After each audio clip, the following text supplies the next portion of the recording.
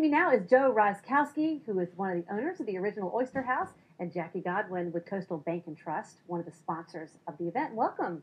Thank you. Glad to have you with us. We're going to talk about the event in a minute, but first, we've got to talk about this delicious dish right here in front of us. Well, we're about to roll out fire-grilled oysters at the original Oyster House starting Wednesday. We put in a brand new grilled oyster kitchen at the Causeway, 7-foot oyster grill. We're going to be flaming some oysters. I love it. And fire grilling them. I cooked some off this morning at the restaurant. Unfortunately, we don't have a grill here. Right. So I'm going to do them in the oven. Okay. And we'll start out preparing them real quick. What I've started out with was a little bit of garlic butter. And the recipe, I believe, is on the website. Yes.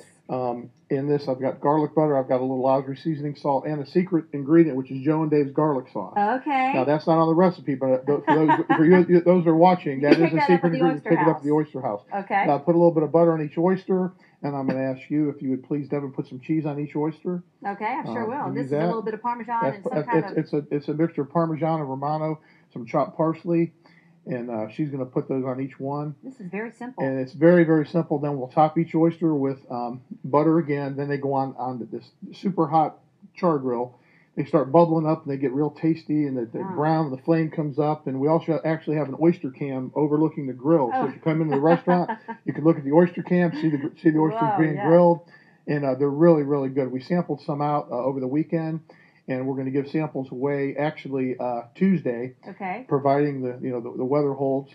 Yes. And then Wednesday we officially start serving them. So we're looking real forward to it. Oh, that's great. Well, let's talk about tomorrow night. And we're hoping that the weather will hold out for all the folks who will come out for Cuisine for Kids. If you haven't taken part in this event, tell us about it, Jackie.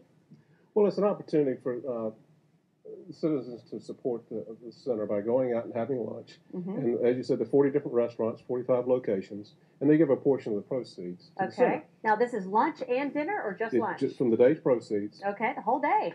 Part of the proceeds. And over 40 restaurants here locally are participating, I understand. Right. So if you have a favorite restaurant, it's probably on the list. You could just look at the Child Advocacy Center website, and this will allow the center to continue the great work that it does in our community. That's absolutely right. We've got that. They have approximately 28 professionals representing 7 different agencies that are administering counseling to children that have been exposed to physical and sexual abuse. They have approximately 1,000 that they're counseling on an ongoing basis, and unfortunately have about 500 new that they receive every year. I hate to hear that. And you guys have been involved in this for years. We've been sponsored for about 12 years, and what a wonderful, wonderful ministry and mission that the Advocacy Center has.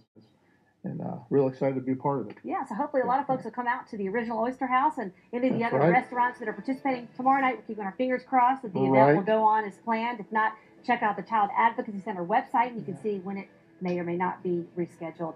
Then there are numbers on your screen, 432-1101. Joe Roskowski and Jackie Godwin, thank you so much for being our guests today. Thank you. We'll be right back.